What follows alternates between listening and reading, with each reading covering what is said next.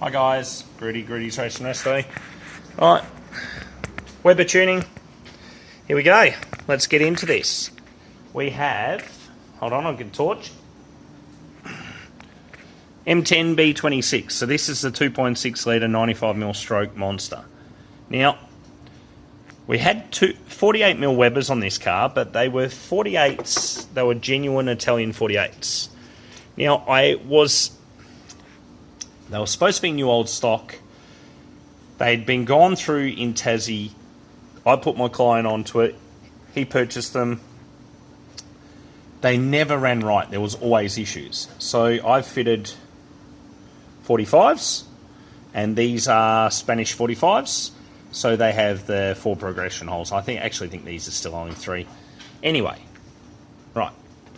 Redid linkage. Had to extend that a little bit longer because 48's a little bit wider. Now, what we have here, this is my fuel checking device.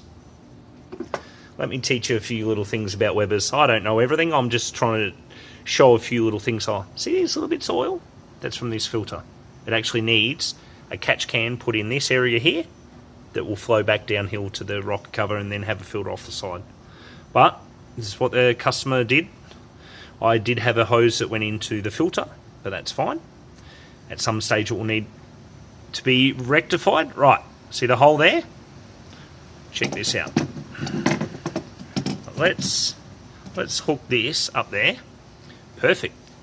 Now this here, this is predetermined length. I put it down till the wire touches on the bridge here.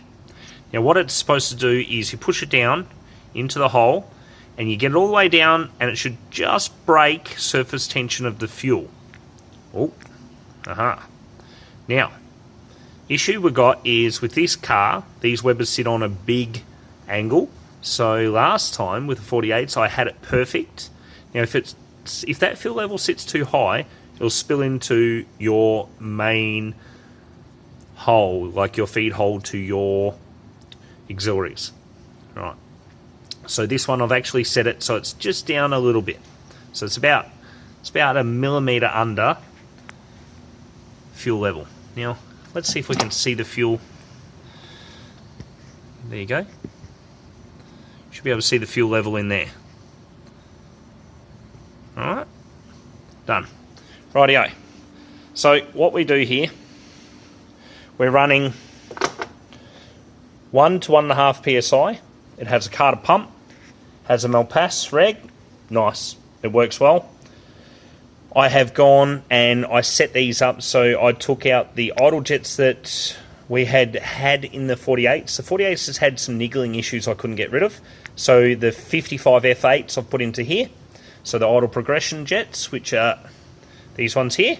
Now these ones here I set up with my 180 air bleed and my 165 fuel, and it was too rich. And I've set them up on a F2 emulsion tube. So I'm going to run it again. On acceleration we were getting 10.9 on my, let's have a look, on my Innovate.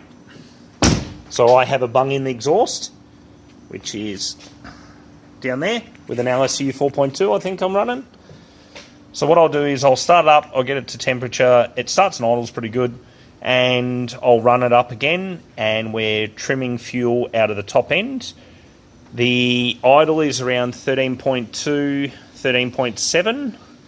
On acceleration, under 3,000 RPM, I'm getting 12.5 to 13, which is good. That's what we wanted. We were getting all the way down to 10s with the 48s.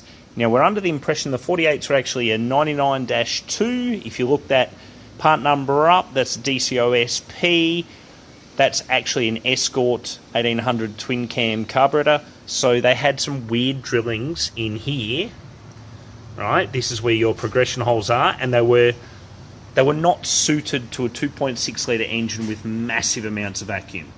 So I do believe that the 48s are a good set of carbies, but not for a high vacuum, big cube, little 4-cylinder.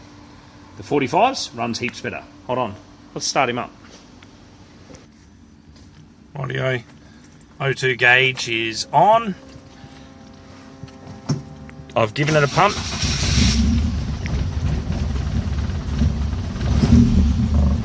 Right. She's idling. See, it's only done 1,100 kilometres. This speedo's been calibrated to kilometres. Right. Let's see what it comes up as. It heats up. Okay. It's a little lean. Right. Goes a little rich. Not rich. Look, something like this. You get away with about 12.8 or 13.2. They don't run the best at Stoich anyway. So what I'll do, right, we go in a tad, and what we end up with is, and it's only little bits. This is the thing. And now we're, you can't see it, we're at 14.3. Right. So what we'll do, I'll take it for a drive. I'll chuck these back in. So your main emulsions, hold on, I'll turn him off. So first things I do, I set fuel levels, I balance them, and then I'll select what parts I'm going to use, and I'll drive it, and I'll map what's going on. All right. This actually broke its Weber spring washers, so this time I've run just standard spring washers, and I've tightened them up, but not perfectly all the way. It's got the billet double O-ring insulators, but still got a tiny little bit of movement, but not too much. Can't have too much, otherwise my linkage kit will give different readings, and one carb will drop out and one will drop in. It'll fuck with the sync anyway. So yeah, I'll do a bit more tuning. It's not hard, it just takes a bit to learn. You always need spare parts, hence why I've got massive amounts of Weber parts. Now this is a very useful item. This is a full chart. Now here, where are we? Let's go dcoe jet chart. If you look that there up, this gives you a chart of all the idle transitional jets and what percentages their AFR is. Like this year, increase in AFR. Right, so we're running this one here, which is a 55 F8, and we're pretty good. So we'll go from there. Okay, guys, thanks. I'll get Joe to sit in the car, and we'll do a little bit of a drive in the car later, once we've got it running better, and we'll go from there. And then that way you can watch AFR gauge and stuff like that. All right. You have a lovely day. Thank you.